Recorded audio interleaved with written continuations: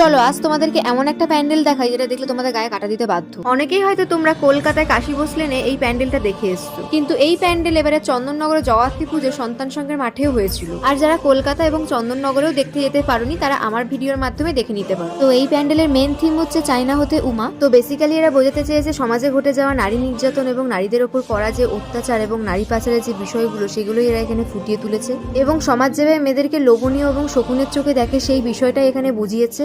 আর এখানে একটি মেয়ে নিজেকে আয়নার সামনে দাঁড় করিয়ে বলছে চায়না হতে উমা, কারণ এই সমাজে ছোট ছোট বাচ্চাদেরকে পর্যন্তও ছাড়ে না। খুবই মিনিংফুল অ্যান্ড থটসফুল কনসেপ্ট এদের, খুব সুন্দরভাবে এরা প্যান্ডেলটাকে সাজিয়েছে। আর এখানে দেখো খাঁচার মধ্যে মা দুর্গাকে বন্দি করে রেখেছে, কারণ খাঁচার মধ্যে মা দুর্গাকে বন্দি করে রাখা মানে মেয়েদেরকেও খাঁচার মধ্যে বন্দি করে রাখা। ভীষণ সুন্দর একটা থিম, আমার তো ভীষণ ভালো লেগেছে। আর এরাই থিমের মাধ্যমে খুব সুন্দর একটা সোশ্যাল মেসেজ দেওয়ার চেষ্টা করেছে। তো চলো ভিডিওটা কেমন লাগলো জানিও, আর তোমরা কে কে চন্দননগর এবং কলকাতায় এই প্যান্ডেল দেখে এসছো কমেন্টে কিন্তু জানিও।